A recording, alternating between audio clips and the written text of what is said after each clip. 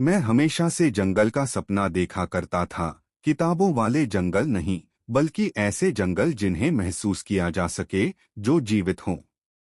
जब भारत के जंगलों पर एक शोध टीम से जुड़ने का मौका मिला, तो मैंने बिना सोचे समझे हाँ कह दी। हमारी शुरुआत पश्चिमी घाट से हुई, जहां हवा में गीली मिट्टी और रहस्य की खुशबू थी।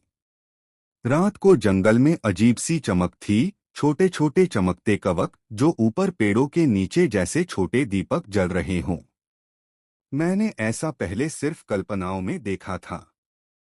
जब मैं इन पर ध्यान दे रहा था, तो हमारे गाइड ने हंसते हुए कहा, जादू हमेशा से यहाँ था, बस तुमने कभी ध्यान से नहीं देखा।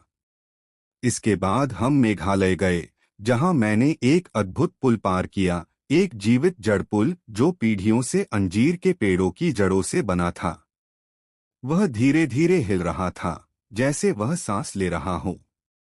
दूर से खासी गांव से कुछ मंत्र सुनाई दे रहे थे। वे मानते हैं कि जंगल सब कुछ सुनता है। जो मैंने देखा, उससे मुझे भी यह यकीन हो गया। अगला स्थान था पेंच राष्ट्रीय उद्यान, वही जंगल जहां किपलिंग की कहानियां हैं।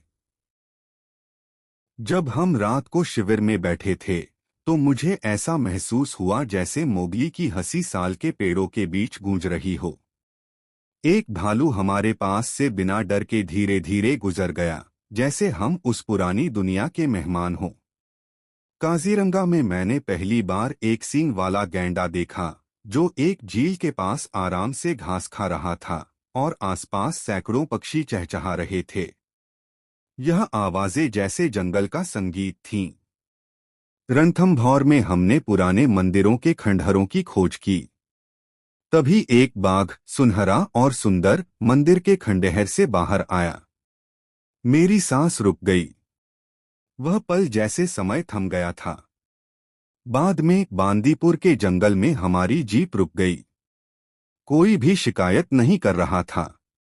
एक झुंड हाथी धीरे धीरे सड़क पार कर रहे थे, उनकी सूंडें जैसे नृत्य कर रही हों।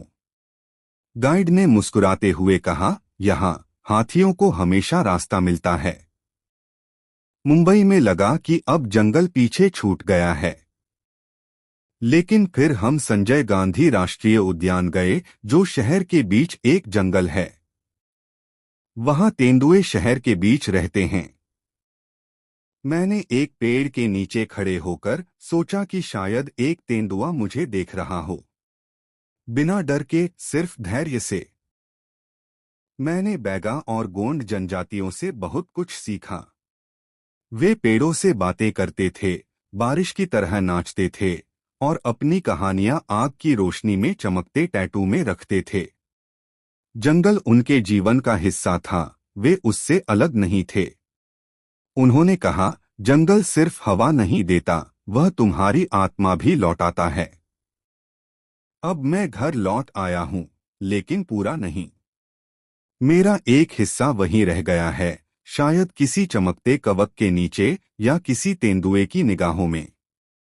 क्योंकि भारतीय जंगल तुम्हें जाने नहीं देता। वह तुम्हें अपनाता है, तुम्हारे साथ बात करता है। अगर तुम ध्यान से सुनो, तो वह अब भी तुम्हें वापस बुला रहा है।